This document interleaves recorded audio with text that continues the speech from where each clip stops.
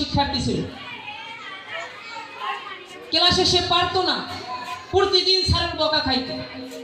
কিন্তু একদিন শিক্ষক তার নোটিশ জারি করলো অভিভাবকের কাছে যে আপনার সন্তান এতটাই দুর্বল, এতটাই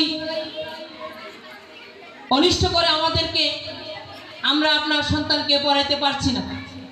চিঠি যখন মায়ের কাছে পৌঁছলো, মা তখন পরে সন্তান তাকে জিজ্ঞেস করতেছে, মাকে জিজ্ঞেস করতেছে, মা এই চিঠিটা আসলে কিসের?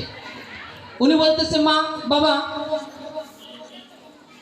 তোমার স্কুল থেকে এমন একটা নোটিশ আসছে যে নোটিশে বলা হয়েছে তোমার এতটাই মেধা,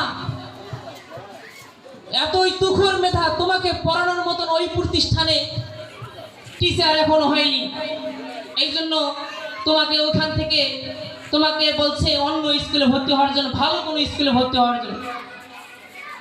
সম্মানিত গার্জিয়ান, আপনি একটা চিন্তা করে দেখেন, ওই গার্জিয়ানের একটি মিথ্যা কথায় বড় ধরনের একটা আশ্বাস তার সন্তানকে দিয়েছে।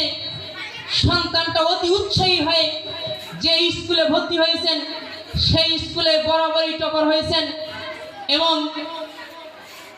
এই বাল্ব যে আবিষ্কার করছেন, এই বাল্বের আবিষ্কার হচ্ছেন সেই আলবার্ট এডিসন।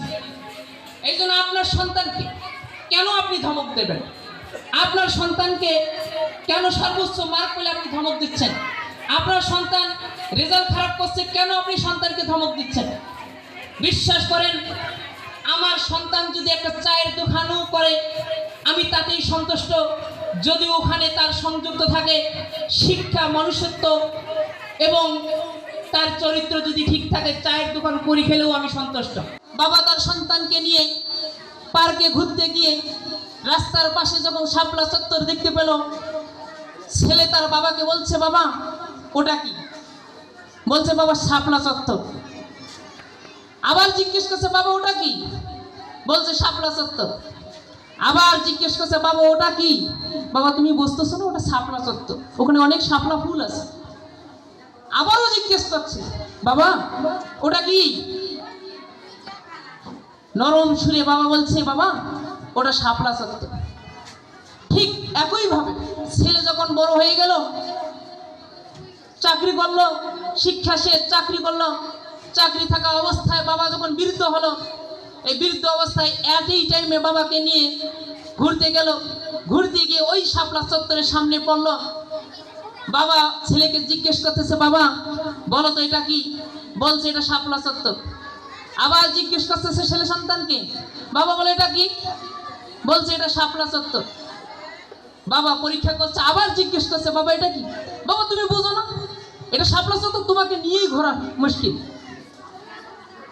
আমরা এই শিক্ষায় শিক্ষিত করাতে চাই না, আমরা শিক্ষিত করাতে চাই নৈতিক চরিত্রের মাধ্যমে। এখানে অনেক মুসলমান ধর্মের সন্তান লেখাপড়া করেন, সনাতন ধর্মের সন্তান এখানে লেখাপড়া করেন, কোনো ধর্মই তাকে শিক্ষা দেয় না সত্যকে মিথ্যা বলা, মিথ্যাকে সত্য বলা, এটা কোনো ধর্মই শিক্ষা দেয় না। এই জন্য আমরা আমাদের এই স্কুল নৈতিক চরিত্র শিক্ষা দানের জন্য আমরা স্ব ধর্মের শিক্ষা ব্যবস্থা এখানে চালু করেছি।